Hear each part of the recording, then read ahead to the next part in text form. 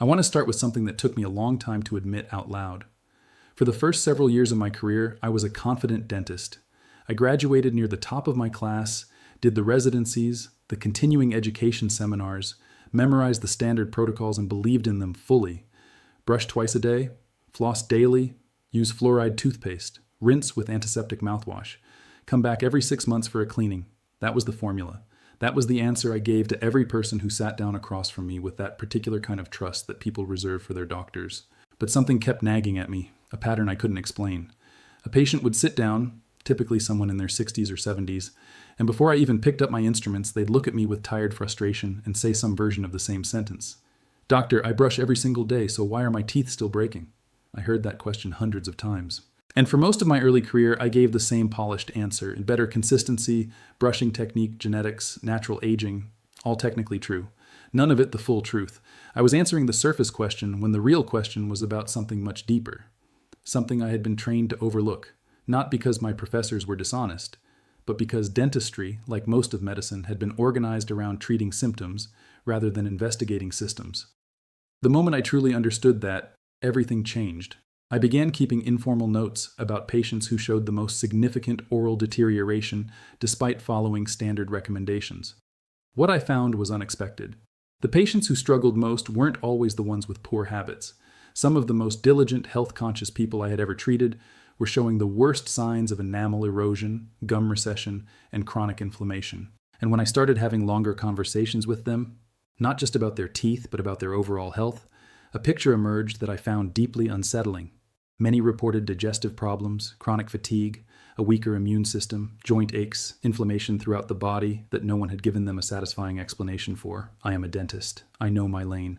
But the mouth is not a separate organism floating in isolation from the rest of the body.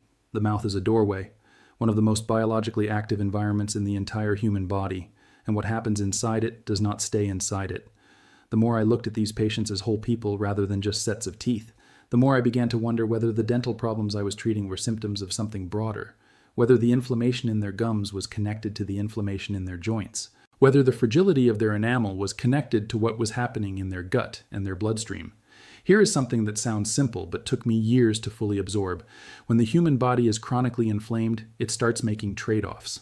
Chronic inflammation, the slow, low-grade, persistent kind that hums along quietly for years without announcing itself, causes the body to prioritize. And the way it prioritizes is not always in the interest of your teeth. Your body needs calcium and phosphate to run its immune responses, regulate nerve function, maintain blood chemistry. When systemic inflammation is constantly pulling on those resources, the body has to get those minerals from somewhere.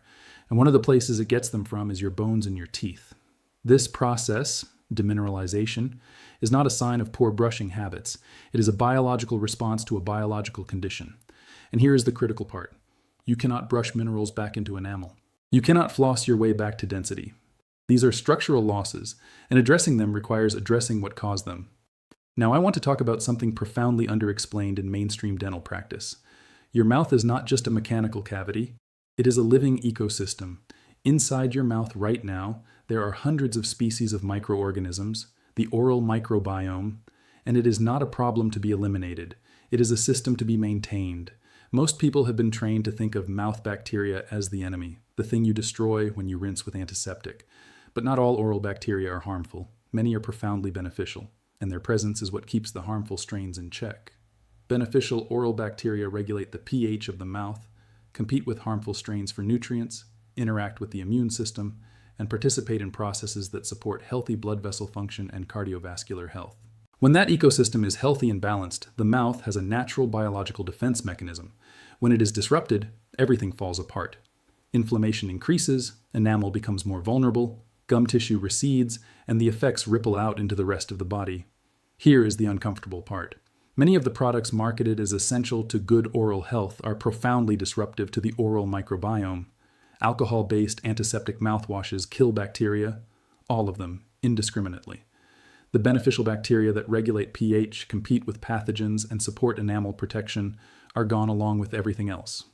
And when the ecosystem reassembles after a strong antiseptic exposure, it often does so with an imbalance. The more resilient harmful strains establish themselves more quickly than the beneficial ones, leaving the mouth in a worse microbiological state than before. Many whitening products alter the surface chemistry of enamel and disrupt the biofilm that serves as a natural buffer against acid damage. The modern diet, highly processed foods, excessive sugar, artificial sweeteners, creates conditions in the mouth hostile to beneficial bacteria. Certain common medications cause dry mouth, which is actually a significant reduction in saliva quality with far-reaching consequences. And chronic stress elevates cortisol, suppresses immune function, reduces saliva production, and contributes to systemic inflammation that pulls mineral resources away from teeth. Stress is an oral health issue. It doesn't get said nearly enough. Let me spend a moment on saliva, because it doesn't get nearly enough attention. Most people think of saliva as simply the fluid that keeps the mouth moist. But saliva is a biological marvel.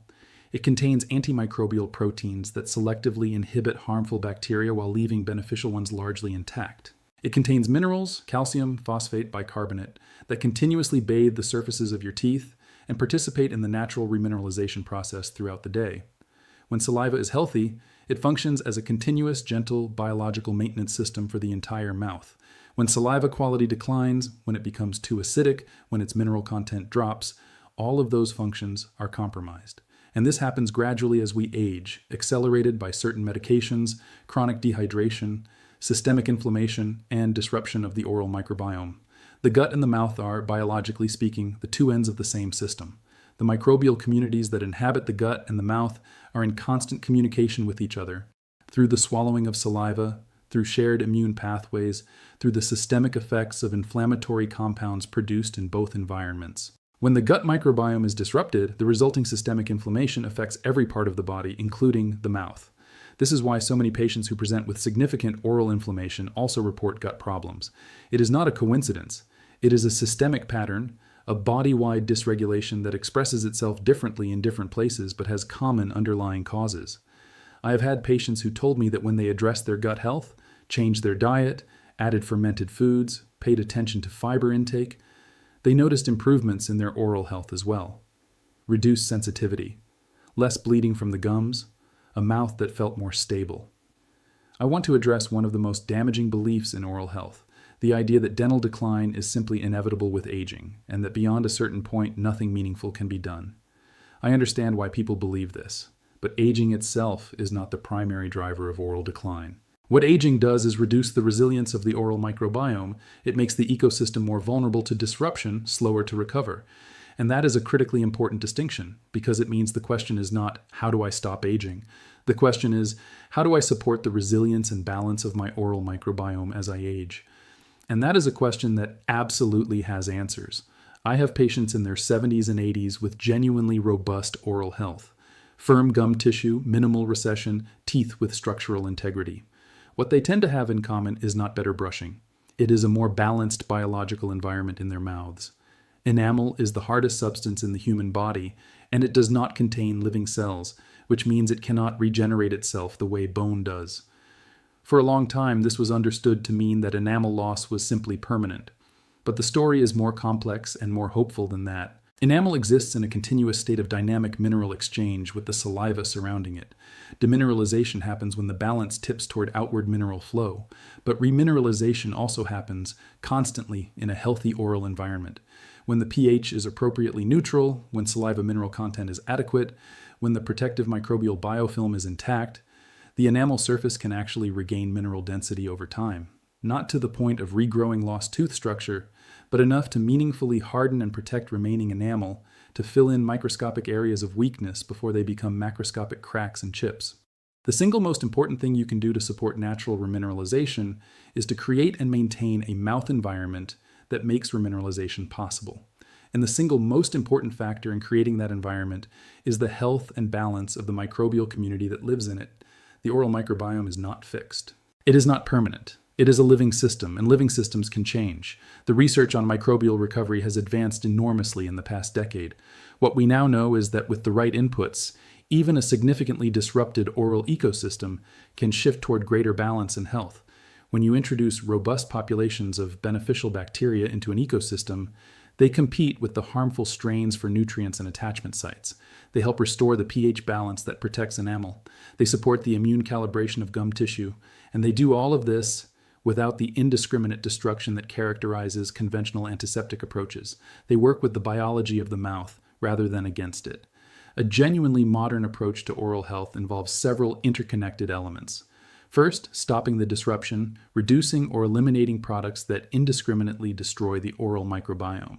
Second, supporting the repopulation of beneficial bacteria through dietary changes and targeted oral probiotic support. The delivery method matters enormously. Swallowed capsules largely bypass the oral environment, so what's needed are formats that deliver beneficial organisms directly to the mouth and allow them to persist there long enough to influence the local ecosystem.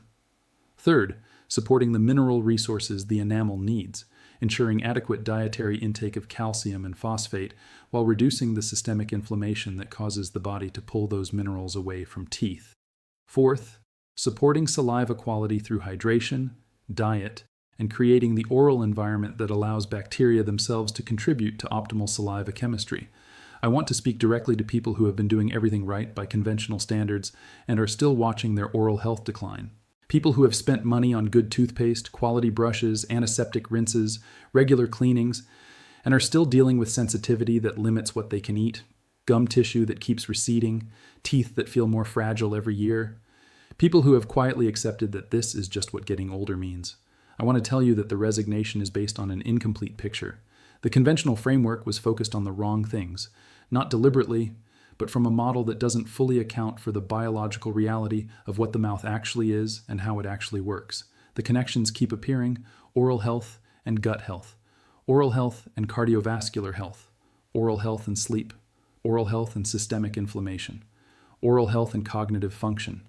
There is now research suggesting that certain oral bacteria associated with gum disease may be implicated in the inflammatory processes involved in neurodegeneration. The mouth is a doorway. What happens there doesn't stay there. The way we have been taught to think about oral health, as a matter of hygiene and mechanics, of brushing and drilling and filling and extracting, is not wrong, exactly. But it is incomplete in ways that have real consequences for real people who are suffering in ways that don't have to be as severe as they are. The microbial communities that live with us are not passengers. They are participants, co-regulators of our immune systems, our metabolic processes, our vascular health, and our oral health. With the right framework, the question changes from am I brushing correctly to am I supporting the biological environment that my mouth needs to protect itself? And that is a more powerful question. It leads to better outcomes. It leads to a different relationship with aging, not one of resignation and slow decline, but one of informed, intentional support for a system that, with the right conditions, is still capable of remarkable resilience. Your teeth do not have to keep breaking. Your gums do not have to keep receding. The sensitivity does not have to keep increasing. These are not simply the inevitable costs of getting older. They are, in many cases, the consequences of a biological imbalance that can be addressed, not with more aggressive intervention, but with a more intelligent approach to the living system your mouth actually is. The mouth is not just a set of teeth. It is a doorway to the rest of the body, and the key to keeping that doorway healthy is not stronger chemicals or more frequent procedures.